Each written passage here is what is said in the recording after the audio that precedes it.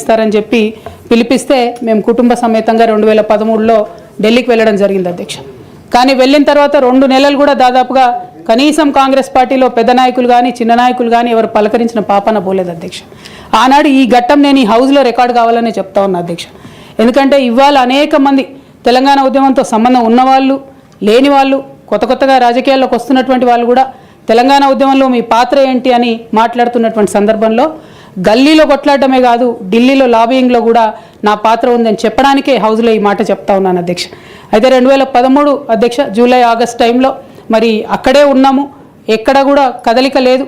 అటువంటి సందర్భంలో ఆనాడు మేడం సోనియా గాంధీ గారు ఎవరైతే ఈ కీలకమైన నిర్ణయం తీసుకోవాలో వారికి సంబంధించి ముఖ్య అనుచరుడుగా ఆస్కర్ ఫెర్నాండెస్ గారు ఉండేవారు అధ్యక్ష. తమరందరికీ తెలిసి ఇప్పుడు లేరు వారు పెద్దవారు. వారితో నాకున్నటువంటి సొంత పరిచయాలతోని వారికి కేసీఆర్ గారికి సపరేట్గా నేను ఒక మీటింగ్ పెట్టించడం జరిగింది అధ్యక్ష. ఇదంతా in the interest of the state formation అధ్యక్ష.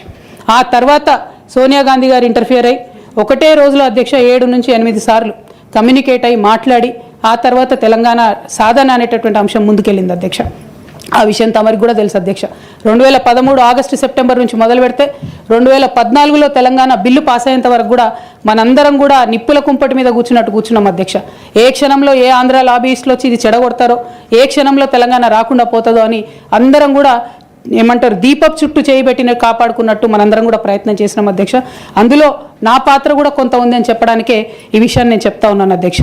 ఆ తదనంతర పరిణామాల్లో 2 సభల్లో కూడా మరి తెలంగాణ బిల్లు పాస్ అయింది. తర్వాత టీఆర్ఎస్ అప్పుడు టీఆర్ఎస్ ఉన్నటువంటిది కాంగ్రెస్లో మర్జ్ అవ్వాలనేటటువంటి ఒక పొలిటికల్ డెసిషన్ జరుగుతున్న సందర్భం అధ్యక్ష. అయితే మర్జ్ అవ్వలేదు అధ్యక్ష. అప్పుడు మర్జ్ అవ్వకపోతే ఏమైంది, ఇండిపెండెంట్గా టీఆర్ఎస్ ఇక్కడ పోటీ చేయాల్సిన పరిస్థితి వచ్చింది.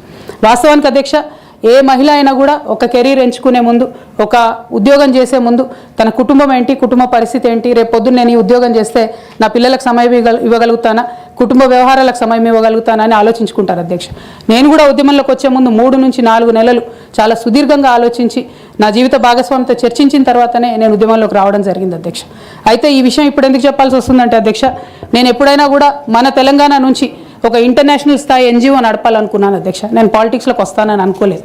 కాకపోతే 2013-14లో ఎప్పుడైతే ఈ పరిణామాలు జరిగినాయో టీఆర్ఎస్ పార్టీ ఒంటరిగా పోటీ చేయాల్సి వచ్చిందో అధ్యక్ష, ఆనాడు నాకు పార్టీ నుంచి వచ్చినటువంటి రిక్వెస్ట్ ఏంటంటే, నువ్వు నిజామాబాద్లో చేసినటువంటి పనికి నిన్ను నిజామాబాద్లో దాదాపుగా ఇంటింటికి గుర్తుపడతారు కాబట్టి నువ్వు ఎంపీ టికెట్ తీసుకొని అక్కడ ఉంటే అందరు ఎమ్మెల్యేలు మనం గెలిచేటటువంటి ఆస్కారం ఉంటుంది కాబట్టి నువ్వు ఇక్కడ పోటీ చేయాలని ఆనాడు టీఆర్ఎస్ పార్టీ నాకు పిలిచి పార్లమెంట్ టికెట్ ఇచ్చింది అధ్యక్ష. నేను ఎప్పుడు కూడా వారిని అడుక్కొని టికెట్ తీసుకోలేదు అధ్యక్ష. ఆ నిజామాబాద్ ప్రజలు దాన్ని గౌరవించారు. 9కి 9 కంప్లీట్గా నిజామాబాద్లో ఎమ్మెల్యేని గెలిపించారు అధ్యక్ష. తద్వారా టీఆర్ఎస్ ఇండిపెండెంట్గా ఆనాడు అధికారంలోకి వచ్చింది అధ్యక్ష. అందరం సంతోషపడ్డాం అధ్యక్ష. నేషనల్ పార్టీస్ మీద డిపెండ్ కాకుండా ఒక స్వీయ రాజకీయ అస్తిత్వం ఈ రాష్ట్రానికి ఉంటుందని చెప్పి టీఆర్ఎస్ పార్టీ అధికారంలోకి వస్తే తెలంగాణ ప్రజలకు మేలు జరుగుతుందని చెప్పి అందరం కూడా పనిచేసాం అధ్యక్ష, కష్టపడ్డాం. అదేవిధంగా మొదటిసారి పార్లమెంట్లో ఉన్నటువంటి మనందరం కూడా మీకు తెలుసు అధ్యక్ష, ఇక్కడ కూడా చాలామంది సహచరులు ఉన్నారు. చాలా అంశాల మీద, విభజన అంశాల అన్నిటి మీద కూడా నిరంతరం పోరాటం చేసి అది హైకోర్టు సాధించుకోవడం కావచ్చు అధ్యక్ష, కాళేశ్వరం లాంటి పెద్ద ప్రాజెక్టులకు అనుమతులు సాధించుకోవడం కావచ్చు అధ్యక్ష, అనేక అంశాల మీద కొట్లాడి కూడా పనిచేసినాం అధ్యక్ష. అంటే ఈ అంశాలు చెప్పడంలో ఉద్దేశం ఏంటంటే అధ్యక్ష, కేవలం పదవులు కావాలి రాజకీయం కోసమే టీఆర్ఎస్ పార్టీలోకి నేను వెళ్ళలేదు అధ్యక్ష. ఆనాడు టీఆర్ఎస్ పార్టీకి అవసరం, తెలంగాణ ప్రజలకు అవసరం అని చెప్పినారు కాబట్టి వెళ్ళిన అధ్యక్ష. వెళ్ళిన తర్వాత కూడా నిజామాబాద్ పార్లమెంట్లో ఉన్నటువంటి వారందరికీ తెలుసు అధ్యక్ష, ఒక 20 సంవత్సరాలు పెండింగ్ ఉండే అధ్యక్ష నిజామాబాద్ పెద్దపల్లి రైల్వే లైన్. కానీ మొదటి 2-3 సంవత్సరాలలోనే వెంటబడి నేను అది పూర్తి చేసుకోగలిగిన అధ్యక్ష. అంటే ఇట్లా ఒక్కొక్కటి ఏ రోల్ ఇస్తే ఆ రోల్లో పనిచేసుకుంటూ వెళ్ళినాం అధ్యక్ష. ఏ రోల్ ఇస్తే ఆ రోల్లో డెడికేటెడ్గా తెలంగాణ ప్రజలకు పనికొచ్చేటట్టుగా చేసినాం అధ్యక్ష. సో 2014లో తెలంగాణ జూన్ 2న వస్తే సెప్టెంబర్లో బతుకమ్మ పండుగ వచ్చింది అధ్యక్ష.